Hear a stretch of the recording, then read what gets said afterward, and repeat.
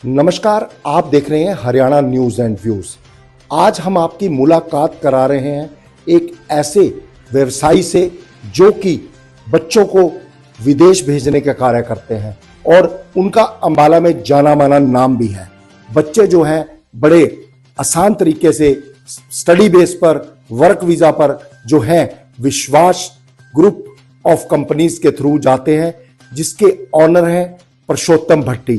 तो पुरुषोत्तम भट्टी जी से आज मुलाकात कराएंगे और बातचीत करेंगे कि 2023 से 2024 आ गया है, तो क्या उसका आगे का प्रोसेस है और इस साल में किस तरह से जो है बच्चों को विदेश भेजा जा सकता है और क्या जो रेशो है उनकी जाने की किस कंट्री में ज्यादा है। सारी बातों पर विचार करेंगे और बात करेंगे पुरुषोत्तम भट्टी जी से। सर, 2024 में आप प्रवेश कर गए हैं और पहले तो नए साल की आपको बहुत बहुत शुभकामनाएं। और उसके बाद क्या कहना चाहेंगे सर, किस तरह का दौर चल रहा है 2024, किस तरह से बच्चे जो हैं क्या मन बना रहे हैं और आप लगातार पिछले कई सालों से इस लाइन में हैं, क्या कहना चाहेंगे? नमस्कार, आपके सभी व्यूवर्स को नए वर्ष की शुभकामनाएं और आने वाली लोहड़ी और मकर संक्रांति की बहुत बहुत शुभकामनाएं। सभी खुशी पूर्वक इस त्यौहार को मनाएं और एंजॉय करें। और स्पेशली संजीवनंद जी, आप बहुत पुराने मीडिया के साथ जुड़े हुए मेरे भाई हैं, जिन्होंने टाइम टू टाइम मुझे अपना मैसेज देने के लिए कभी ना कभी याद किया है। मैं आज 2024 के लिए सभी बच्चों को यही कहना चाहूँगा कि स्ट्रगल लाइफ की हमेशा रहेगी। 10+2 के बाद आमतौर से बच्चे स्ट्रगल में हार जाते हैं या जल्दी हिम्मत खो देते हैं, मगर जो भी बच्चे विदेश जाना चाहते हैं वो किसी न किसी तरह की अपनी टेक्निकल ट्रेनिंग्स, अपना कोई ना कोई हाथ की कारीगरी जिसको हम कहते हैं वो जरूर सीखें, क्योंकि अगर विदेश में जाना है आइलेट्स, इंग्लिश का टेस्ट या किसी भी तरह की एजुकेशन सिर्फ और सिर्फ वीज़ा दिलवाने के लिए ज़रूरी है। वीज़ा के बाद अगर आप वहाँ पे जाते हैं तो आपको किसी न किसी तरह का काम आना बहुत ज़रूरी है।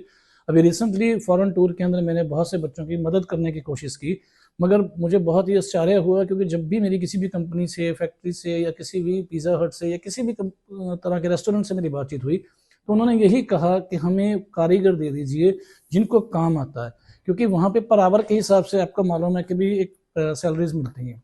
यदि वो कोई बच्चा 1 घंटा भी कहीं पे काम करेगा, 2 घंटे भी काम करेगा, सीखने का टाइम नहीं है, ना वहाँ पे सिखाने का रिवाज है। तो ये एक अपील है 2024 के लिए जाने वाले सभी बच्चों के लिए कि काम तुरंत सीखें। जिसकी भी फाइल किसी भी कंसल्टेंट के पास अगर लगी हुई है तो उनके माँ बाप उनसे इमीडिएट उसे किसी न किसी ऐसे सेंटर में, किसी न किसी ऐसी जगह पे जहाँ पे उस बच्चे का इंटरेस्ट हो, उसे लगवा दें, ट्रेनिंग ले, महीना 2 महीना 3 महीने एक्चुअल हो जाएगा, बाहर जाते ही उसकी सक्सेस स्टार्ट हो जाएगी। सर, एक बच्चों में होड़ लगी हुई है कनाडा जाने की, ऐसा क्या है कि सभी बच्चे कनाडा की तरफ भाग रहे हैं? देखिए, हिंदुस्तान में 140 करोड़ की आबादी बढ़ चुकी है, शायद 142 हो गई है, मेरे कल परसों के कुछ आंकड़े चेक किए। तो मैं एक चीज़ जानता हूँ कि हिंदुस्तान में इतनी बड़ी पॉपुलेशन है और उसी की वजह से कंपटीशन है। हम सरकारों को दोष देते हैं या हम लोग इस तरह की लड़ाई देखते हैं आज की डेट में मैदान में कि भाई कंपटीशन जरूरत से ज़्यादा है, इसलिए बच्चों को फॉरेन जाना ज़रूरी है। आज हिंदुस्तान के टॉप मोस्ट 10 टेस्ट हैं, इंटर टेस्ट, जिनको बच्चे एग्ज़ाम देते हैं, लाखों की संख्या में बच्चे एग्ज़ाम देते हैं आईपीएस बनने के लिए, सीए बनने के लिए, इंजीनियर बनने के लिए, डॉक्टर्स बनने के लिए, एक हाई एजुकेशन के लिए। मगर एंड ऑफ द टाइम 10% बच्चे ही हैं जो उस मुकाम को हासिल कर पाते हैं। अब बाकी 90% बच्चे क्या करेंगे? इंटेलिजेंट वो भी हैं, स्मार्ट वो भी हैं, एक्टिव वो भी हैं, पर्सनैलिटीड हैं, परिवार से सक्षम हैं, मगर अपना फ्यूचर यहाँ पे कहीं ना कहीं वो सेफ नहीं देख पा रहे। बहुत से मीडिया के अंदर मैंने देखा है, सुना है, समझा है कि लोग आज की डेट में विदेशों में जाने वाले बच्चों के बारे में कुछ अलग से कमेंट करते हैं, मगर मैं अपने विदेशों में जाने वाले बच्चों को देशभक्त समझता हूँ, क्योंकि उन्होंने अपने देश के लिए कुर्बानी दी है।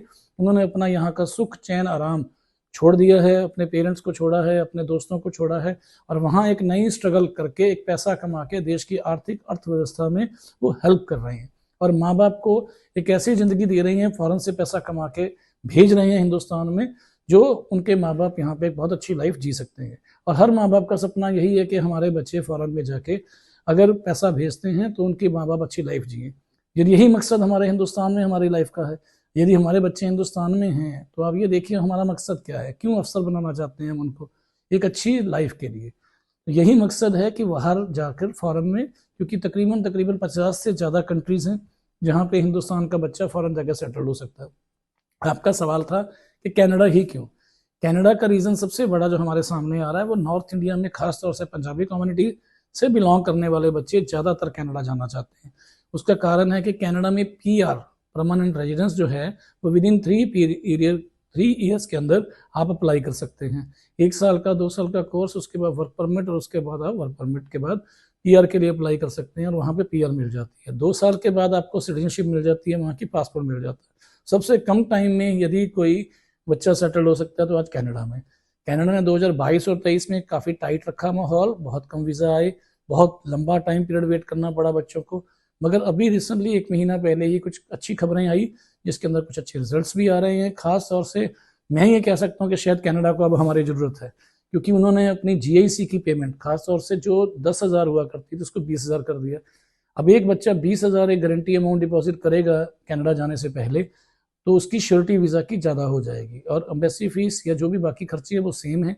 सिर्फ एडवांस FD जो है वो आपके बच्चे की काम आनी है वहाँ पे फ्यूचर में, तो वहीं पे वो डिपॉजिट कर रहे हैं। उसके बिहाफ पे आप अपनी फाइलें लगवाइए। अभी तो बहुत बड़ी संख्या में मैं कह सकता हूँ कि छोटे कॉलेजेस, खासतौर से कम्युनिटी कॉलेजेस, प्राइवेट कॉलेजेस, सभी कॉलेजेस को कनाडा की गवर्नमेंट वीज़ा दे रही है। सर 25 साल का एक्सपीरियंस बहुत बड़ा एक्सपीरियंस होता है। विश्वास ग्रुप हमेशा लिख रहा है 25 ईयर एक्सपीरियंस, तो क्या संदेश देना चाहेंगे? संजीव जी, 25 वर्षों का एक्सपीरियंस बहुत अच्छा रहा। अपने आप पे प्राउड फील होता है, अपनी इंडस्ट्री पे प्राउड फील होता है, क्योंकि यही एक इंडस्ट्री है जिसने लोगों की जीवन को बदला है। खास तौर से पैसा तो इस इंडस्ट्री में हमने जो कमाया है वो आप लोगों का आशीर्वाद है, लेकिन इसमें रिस्क भी बहुत उठाया है और अभी तक अपनी मेहनत से हम लोग जो स्ट्रगल कर रहे हैं उसके लिए लड़ रहे हैं, सरकारों से भी, पब्लिक से भी, आप मीडिया वालों से भी, कि हमारा वजूद दे दीजिए, हमें थोड़ी सी रिस्पेक्ट दे दीजिए कि हमने अगर 70 से 80% लोगों को सक्सेसफुली वीज़ा लगवा कर बाहर भेजा है, तो हो सकता है 10 से 20% बच्चे हमारी किस्मत ख़राब होने की वजह से या उनकी किस्मत हमारे साथ ना मिलने की वजह से उसका वीज़ा नहीं हो पाया या देरी हो रही है।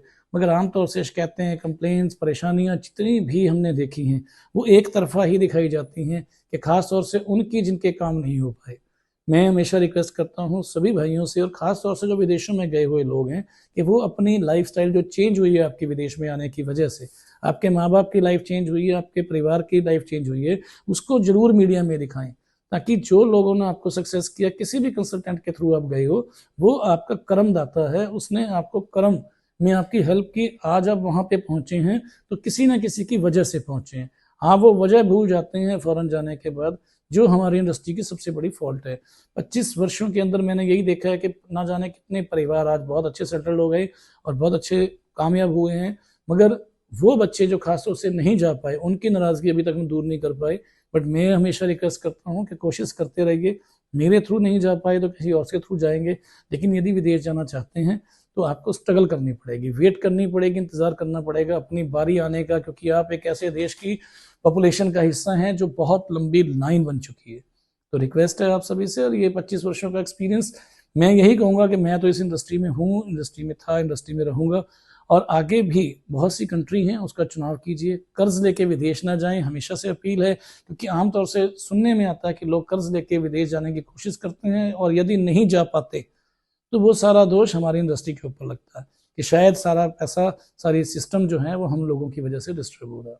मैं संजीव जी आपसे एक रिक्वेस्ट करना चाहूँगा कि मीडिया के माध्यम से सरकार के पास ये मैसेज देना चाहूँगा कि जो बिफोर वीज़ा फीस जाने का एक प्रोसेस है, खासतौर से चाहे वो GIC हमने कनाडा की बात की 20,000 एडवांस जा रहा है, चाहे एम्बेसी की फ़ीस जा रही है एडवांस, या यूनिवर्सिटी कॉलेजेस की फ़ीस पहले जाती है।